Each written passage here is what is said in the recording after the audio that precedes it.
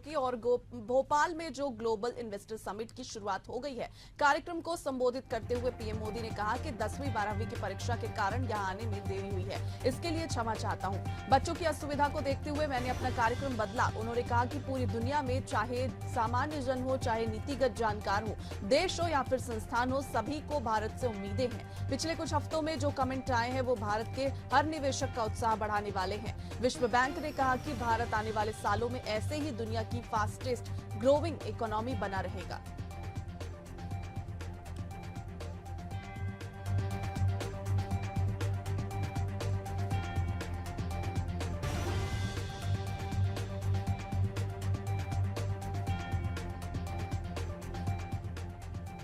बता दें कि पीएम मोदी की जो ग्लोबल इन्वेस्टर समिट में प्रमुख बातें रही हैं, उन्होंने कहा है कि सभी देशों को भारत से काफी ज्यादा उम्मीदें हैं और देश भर में और विश्व स्तर पर भारत की तारीफ हो रही है। मध्य प्रदेश कृषि क्षेत्र में टॉप पर है। पीएम मोदी का कहना है कि मध्य प्रदेश कृषि क्षेत्र में टॉप पर है। वहीं सीएम मोहन को ग्लोबल इन्वेस्टर समिट के लिए उन्होंने बधाई भी दी है। पहले निवेश करने से डरते थे, लेकिन अब बात अलग है। अब निवेश के अवसर हैं। मध्य प्रदेश में बदलाव का नया दौर, ये पीएम मोदी की प्रमुख बातें हैं जो उन्होंने अपने संबोधन में कही है ग्लोबल इन्वेस्टर समिट में। उन्होंने कहा कि अब निवेश के लिए मध्य प्रदेश नया विकल्प है। देश भर में मध्य प्रदेश एक नया विकल्प बन के उभरा है। देश की जो अर्थव्यवस्था है वो तेजी से बढ़ रही है। सभी देशों को भारत से बहुत उम्मीदें हैं। ग्लोबल इन्वेस्टर समिट के दौरान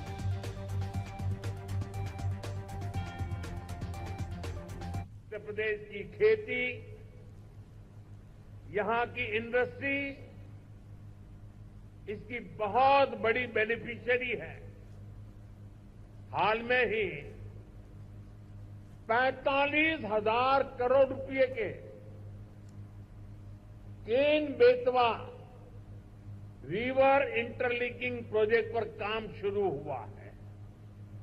इससे करीब 10 लाख हेक्टर एग्रीकल्चरल लैंड की प्रोडक्टिविटी बढ़ेगी। इससे एमपी में वाटर मैनेजमेंट को भी नई ताकत मिलेगी। ऐसी सुविधाओं से फूड प्रोसेसिंग, एग्रो इंडस्ट्री और टेक्सटाइल सेक्टर में बहुत बड़ा पोटेंशियल अनलॉक होगा। साथियों, एमपी में डबल इंजन सरकार बनने के बाद विकास की गति भी जैसे डबल हो गई है। केंद्र सरकार कंधे से कंधा मिलाकर एमपी के विकास में, देश के विकास में जुटी है। चुनाव के समय मैंने कहा था कि अपने तीसरे टर्म में हम 3 गुना तेजी से काम करेंगे। ये स्पीड हम साल 2025 के पहले 50 दिनों में भी देख रहे हैं। इसी महीने हमारा बजट आया है। इस बजट में भारत की ग्रोथ के हर कैटालिस्ट को हमने एनर्जाइज किया है। हमारा मिडिल क्लास सबसे बड़ा टैक्स पेयर भी है। ये सर्विस और मैन्युफैक्चरिंग के लिए डिमांड भी क्रिएट करता है। इस बजट में मिडिल क्लास को एम्पावर करने के लिए अनेक कदम उठाए गए हैं। हमने 12 लाख रुपए तक की इनकम को टैक्स फ्री किया है। ग्लोबल इन्वेस्टर समिट, ये मानव संग्रहालय में हम खड़े और यहाँ पर जो एंट्री है वो इतनी भव्य है। यहाँ पर मध्य प्रदेश की संस्कृति दिखाई जा रही है। ये देखिए, ये जो लोग यहाँ पर हैं ये मध्य प्रदेश की संस्कृति को झलका रहे हैं और ये बता रहे हैं, ये वेलकम हो रहा है हमारे मेहमानों का। सर, कहाँ से हैं आप?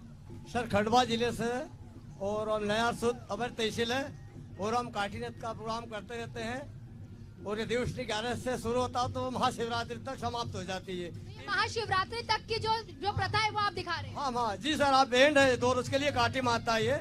ये देवी जी है काठी माता, इसके नाम काटीनेत यही है। ये काटी माता है आदि शक्ति। जी सर। जी सर। और क्या इसके पीछे की क्या कहानी क्या है इसके पीछे? कहानी आदि शक्ति है, भोलेनाथ और भगवान का ऐसे झगड़ा हो गया था तो भगवान जी ने उसको चीर दी। आदि शक्ति है सर, ये आदि शक्ति जी सर। क्या करते हैं आप, दिखाइए एक बारी। ये आप जो नृत्य कर रहे हैं, लोक नृत्य कर रहे हैं, जो हमारी संस्कृति को, हमारे मध्य प्रदेश की संस्कृति को दिखा रहे हैं, वो देखना चाहेंगे सर।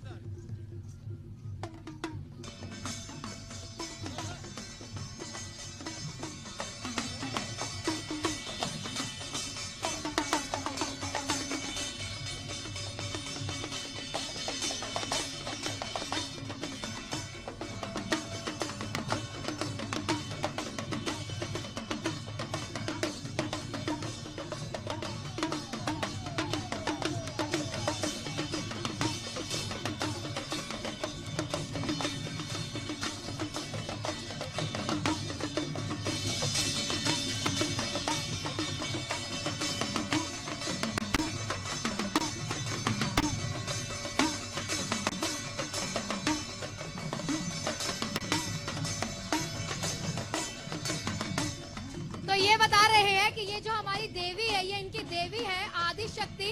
और ये इन्होंने ये भी बताया है कि अगर ये जो देवी है, ये त्योहार एक तरीके से मनाते हैं और ये मध्य प्रदेश का ये संस्कृति जो है ये शिवरात्रि तक चलती है और ये शिवरात्रि में इसका समापन होता है और इसको देवी की तरह, आदि शक्ति की तरह ये पूजते भी है। कैमरा पर्सन इमरान के साथ मैं आना पुंज, भोपाल।